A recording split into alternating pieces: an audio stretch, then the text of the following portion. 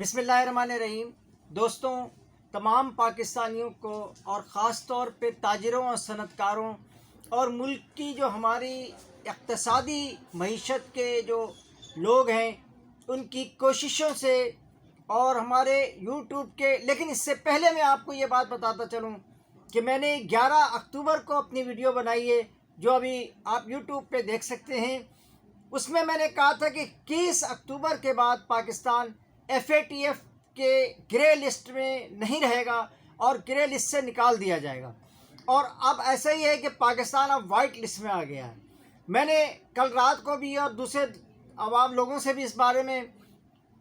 حکومتی ارکان سے بھی اس سلسلے میں جو گفتگو ہوئی، انہوں نے کہا جی اس سے ہماری جو ہے ملکی غیر ملکی سرمایہ کاری جو ہے وہ جو ایک طویل عرصے سے رکی ہوئی تھی اور اس پر ایک بین سا تھا، تو یہ صورتحال جو ہے اب ختم ہو جائے گی، اور اس بات کی توقع کی جا رہی ہے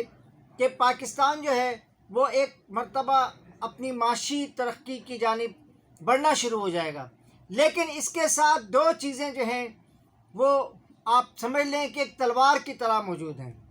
ایک تو حنا ربانی کھر جو ہماری وزیر مملکت برائے خارجہ ہیں، انہوں نے اپنے بیان میں یہ بات بالکل واضح کر دی ہے کہ امریکہ کی مرضی کے بغیر، امریکہ کی مطلب یہ کہنا یہ چاہیے کہ امریکہ کی اجازت کے بغیر FATF سے پاکستان کا نکلنا ناممکن تھا۔ اور اس سے پہلے بھی ایک جو سابق وزیر خارجہ تھے شاہ محمود قریشی صاحب، جو PTI کے عمران خان کے ساتھیوں میں سے ہیں، انہوں نے بھی گزشتہ سال اکتوبر میں یہی الفاظ کہے تھے کہ FATF جو ہے وہ دراصل ہمارے لیے ایک سیاسی اسٹینڈ بن کے رہ چکا ہے، اور دیکھیں یہ واقعی ایک سیاسی ہے۔ اس کی وجہ یہ ہے کہ 2000 جون میں جو ہے وہ ہندوستان کے وزیر خارجہ S جے شنکر صاحب نے یہ جا کر کے ان کی جو پارلیمنٹ، ان کی جو پارلیمانی ارکان کا جو اجلاس ہوا تھا، اس کو یہ بریفنگ دیتے ہوئے کہا تھا، جب ان سے پوچھا گیا کہ پاکستان کے مقابلے میں، آپ کو ایک بات یہ اس سے پہلے کہ مزید اور بتاؤں، میں یہ بتاتا چلوں کہ پاکستان اور ہندوستان اور دنیا کے متعدد دیگر ممالک بھی جب اپنی خارجہ پالیسی کو مرتب کرتے ہیں تو اس میں ان کے ارکان اسمبلی یا ان کے سینیٹرز جو ہیں ان سے یہ ضرور معلوم کرتے ہیں کہ پاکستان کے بارے میں آپ کی کیا پالیسی رہے گی۔ تو انہوں نے ان کے جو ارکان تھے ہند بھارتی کے، یہ جون 2021 کی بات بتا رہا ہوں، ان کے ارکان نے بتایا کہ ان کے ارکان کا اس سوال تھا کہ پاکستان کے خلاف آپ کی کیا حکمت عملی چل رہی ہے۔ تو انہوں نے اس کے جواب میں S جے شنکر جو بھارت کے وزیر خارجہ، انہوں نے جواب دیا تھا اپنے ارکان کو کہ جناب پاکستان کے خلاف ہم نے اتنی مہم چلائی ہے کہ وہ FATF سے نہیں نکل پائے گا، اور جون 2021 میں جو اجلاس ہوا FATF کا، اس میں بالکل آخری نمبر پہ اس کے ایجنڈے میں پاکستان کو رکھا گیا تھا، اور اس پر جو ہے وہ صرف مزید غور کریں گے کہہ کر کے اس اجلاس میں اس پر کوئی گفتگو نہیں ہوئی تھی۔ حالانکہ پاکستان جون 2021 میں ہی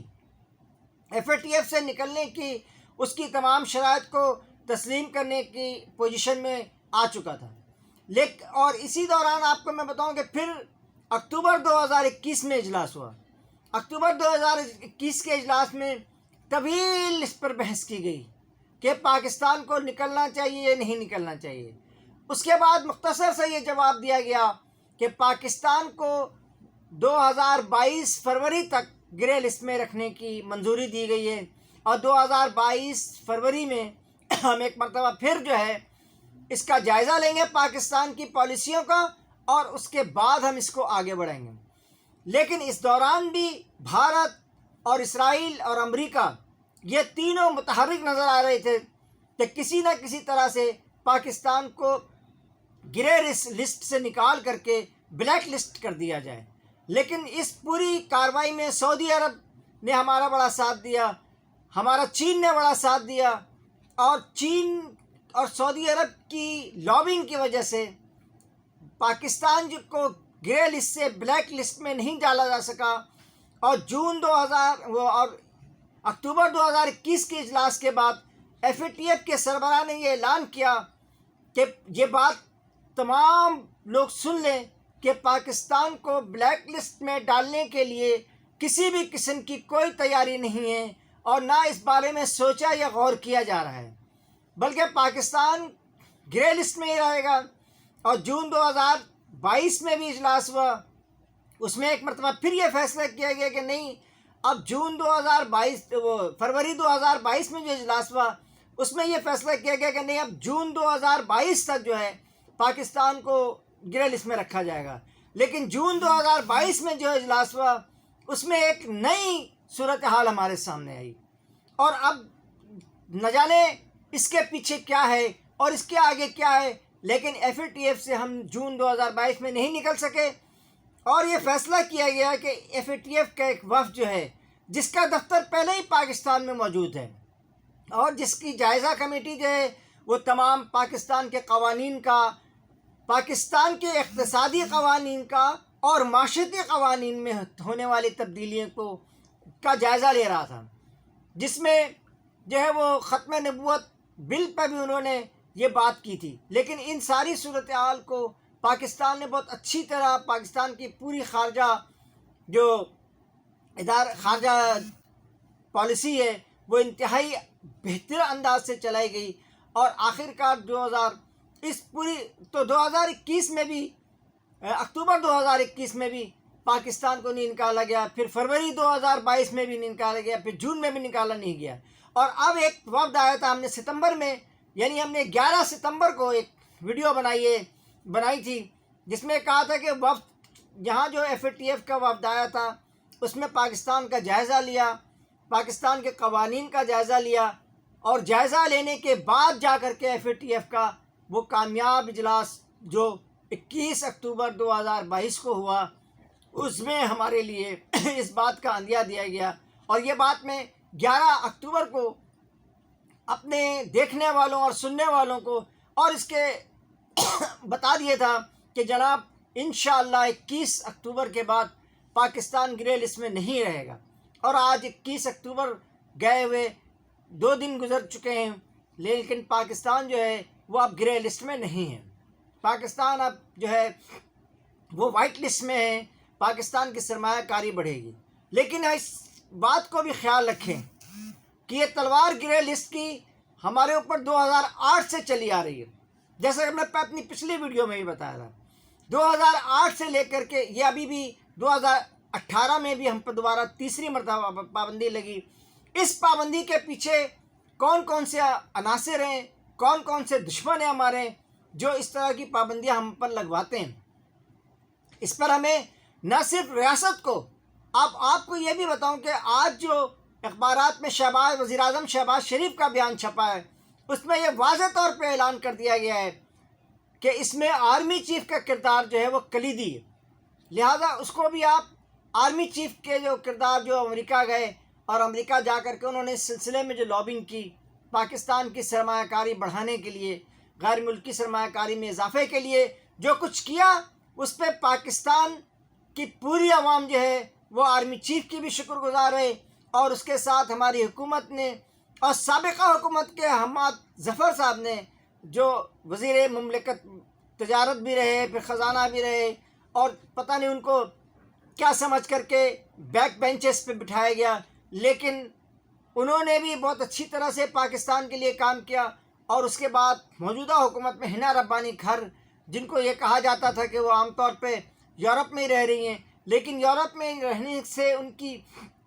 جو لابنگ تھی وہ بہت اچھی طرح سے کامیابی سے ہمکنار ہوئی، اور آخر کار وہ امریکہ کو بھی یہ بات سمجھانے میں کامیاب ہوئیں، اور یورپی یونین کو بھی یہ بات بتا دیا انہوں نے کہ پاکستان جو ہے کسی بھی قسم کی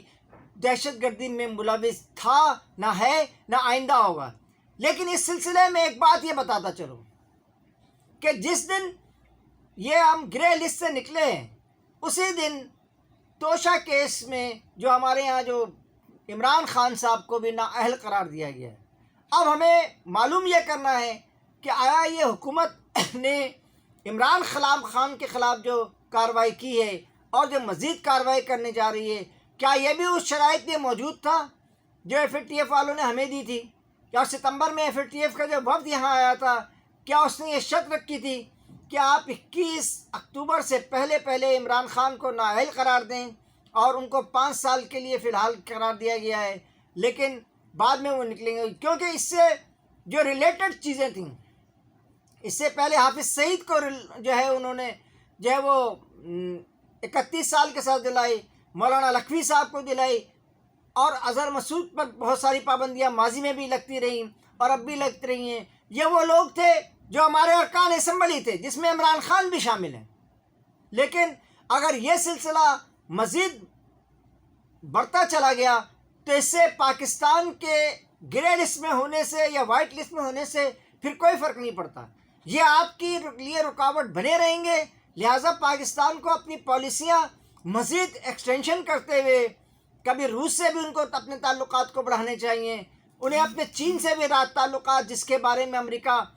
بار بار پاکستان کو روک رہا ہے اور کہا ہے کہ چین سے آپ اپنے قرضے معاف کرائیں، نہ چین سے ہم اپنے قرضے معاف کرائیں، اور امریکہ سے، اور جو امریکہ میں بیٹھی ہوئی IMF ہے اس سے ہمارا کوئی واسطہ نہیں ہے امریکہ کا، نا کہ امریکہ کہے کہ اس سے معاف کرائیں۔ اس وقت $30 ارب کی پاکستان کو اپنے معیشت کو سنبھالنے کے لیے صرف ضرورت ہے، لیکن ہمیں جو ہے اینتھونی بلنکن صاحب جو امریکہ کے سیکرٹری اسٹیٹ ہیں، وہ ہمیں یہ بتا رہے ہیں کہ ہم اپنے چین سے قرضے معاف کرائیں۔ چین کا اور ہمارا معاملہ معافی کا چلتا رہتا ہے،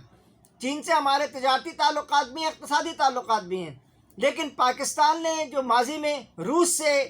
اپنے جو ہے وہ تعلقات اقتصادی اور عسکری بڑھائے تھے، اس کو کم کر کے پاکستان نے شاید کہیں غلطی کی ہے،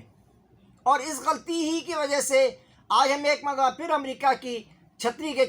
تلے جو ہے وہ اپنی پناہ تلاش کرنی پڑی ہے۔ اور یہ جو ہماری امریکہ سے جو ہماری اس طرح کی تعلقات ہیں، تو ایسا نہ ہو، دیکھیں بھارت نے بھی پاکستان کی طرح، بھارت نے اس کو بھی انڈیا نے وہ امریکہ نے کہا، لیکن انہوں نے ایک سفارتی جو ہے نا راستہ اختیار کیا، انہوں نے روس سے بھی۔ اب آپ ہمارے جو وزیر خزانہ ہیں اسحاق ڈار صاحب، اب فرما رہے ہیں کہ جی ہم روس سے تیل لیں گے، ہم اوپیک پلس کے فیصلے کی حمایت کرتے ہیں اور فلانا کرتے ہیں، ڈھماک کرتے ہیں۔ بالکل یہ کریں، اور اسی طرح سے آپ جو ہے وہ روس سے بھی تعلقات کو بہتر کریں، اور چین سے بھی کریں، اور سعودی عرب سے بھی کریں۔ یہ تمام تعلقات جب اچھے ہوں گے، اسی صورت میں یہ IMF کے قرضوں سے نہ 20 سال میں کچھ، 25 سال میں کچھ ہو سکا ہے، نہ آئندہ 50 سال میں کچھ ہو سکے گا۔ لہٰذا ہمیں ایک مرتبہ پھر گزارش کرتا ہوں کہ پاکستان کی حکومت اور خاص طور پہ پاکستان کی جو ریاست ہے، وہ اپنی پالیسیز کو ایسے ہی مرتب کرے، جیسے ایک طرف امریکہ کو بھی آپ نے راضی رکھا اور دوسری جانب میں آپ نے اوپیک پلس کی بھی حمایت کی۔ یہ ساری صورتحال چلتی رہے گی تو پاکستان انشاءاللہ ترقی کرتا رہے گا۔ اس کے ساتھ ہی دوستوں، آج ایک مرتبہ پھر میں YouTube کا بے انتہا شکر گزار ہوں، وہ ہماری ویڈیو کو بھی بہت اچھی طرح وائرل کر رہے ہیں، ہمیں وہ گاہے بگاہے ہدایت بھی دے رہے ہیں، اور ان کی یہ ہدایت پر عمل کرتے ہوئے میں آگے بڑھنے کی بھی کوشش کر رہا ہوں۔ آپ تمام دوستوں سے گزارش ہے کہ ہمارے YouTube چینل کو جو ہے سبسکرائب بھی کریں، اور ہمارے YouTube چینل کو جو ہے آپ بیل آئیکن پہ بھی ہٹ کریں، اور اس میں اپنے کمنٹس بھی ڈالیں کہ میں آئندہ، جیسے پچھلی کمنٹس میں جب ہم نے بریسٹ کینسر کے بارے میں پروگرام کیا تو اس میں بھی مجھے لوگوں نے مشورے دیے کہ جی آپ مزید فلاں بیماریوں کے بارے میں بھی آپ جو ہے نا بات کریں۔ بالکل بات کریں گے انشاءاللہ۔ اس کے ساتھ ہی قاضی جاوید کو اجازت دیجیے۔ اللہ حافظ۔ اللہ آپ کا بھی نگہبان۔